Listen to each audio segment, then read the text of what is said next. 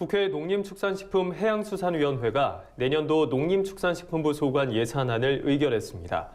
농식품부가 당초 제출했던 예산안에서 17% 증액된 17조 8,565억 원입니다. 농해수위가 증액시킨 주요 사업과 정부의 강조한 내용을 이현경 기자가 짚어봤습니다.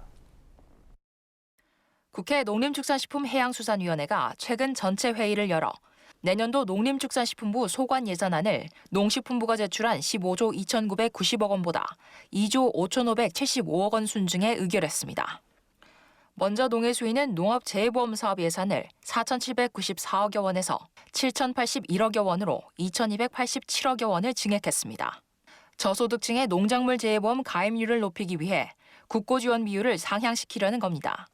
또 태풍 등 거대 재해로 농업재해보험 사업의 재보험금 지급이 증가했다는 점을 들어 농업재해보험 재보험금 사업 예산을 당초 200억 원에서 5,809억여 원으로 5,609억여 원, 즉 29배 이상 확충했습니다. 농해수위는 첨단 농기계 산업 기술개발 사업 예산도 60억 원에서 124억여 원으로 2배 넘게 증액했습니다. 농기계 엔진의 국산화를 위해 필요한 연구비를 확충하자는 취지입니다. 아프리카 돼지열병 대응에 필요한 예산도 증액했습니다. 농축산물 검역 검사에 31억여 원, 가축질병 대응 기술 개발에 50억 원, 가축 위생방역 지원에 152억여 원 등 관련 예산을 늘렸습니다. 또 울타리 설치 등 시설 보강과 폐업 지원을 위한 ASF 대응 예산 217억 원도 처음으로 반영했습니다. 2020년에 처음 도입되는 사업으로는 농식품 바우처 사업이 눈에 띕니다. 저소득 취약계층의 영양 불균형을 완화하고 지속 가능한 농식품 산업 기반을 조성하기 위해 관련 예산을 60억 원 반영했습니다.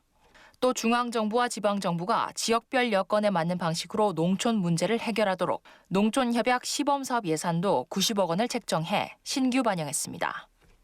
관심을 모으는 직불제 개편 관련 예산은 정부가 제출한 2조 2천억 원보다 8천억 원 증액했습니다. 여야 의원들은 세계무역기구 WTO 개발도상국 지위 포기에 따른 농업 피해가 예상되는 만큼 직불제 재정 규모를 3조 원으로 확대해야 한다는데 의견을 모았습니다. 다만 농해수위 예산결산심사 소위원회에서 정부가 8천억 원 증액을 수용하기 위해선 공익형 직불제 도입 및 쌀 목표 가격 재설정을 다룬 법안도 함께 처리돼야 한다는 전제 조건을 주장함에 따라 농해수위는 이를 부대 의견에 적시했습니다. WTO 개도국지 포기나 지금 말씀 서명해서 농업의 위기인데 5%는 안 돼도 4% 이상은 돼야 된다라고 하는 게 우리 요구 사항이기 때문에 이번에 내년도 예산에서 조금이라도 농업 예산이 지급되고 그래야만이 농업인들의 조금은 희망이 있다라고 그렇게 생각을 드는 거죠. 이외에도 농해수위는 내년도 예산안을 처리하면서 28건의 부대 의견을 채택했습니다. 먼저 WTO 개도국 지위 포기 결정에 따른 대응 방안을 정부에 요구했습니다. 개도국 지위를 내려놓게 되면 차기 농업협상에서 큰 폭의 농업보조금 축소와 관세 삭감이 불가피한 만큼 국내 농업에 피해가 없도록 철저한 대비를 주문했습니다. 아울러 국가 전체 예산 대비 농업 예산 비중 5% 이상 편성, 청년 창업농 및 후계농 육성 관련 법률 제정, 쌀가루 산업 활성화를 위한 안정적인 원료 공급 방안 마련, 공영 도매시장 시설 현대화 사업 추진 등도 함께 요구했습니다. NBS 뉴스 이현경입니다.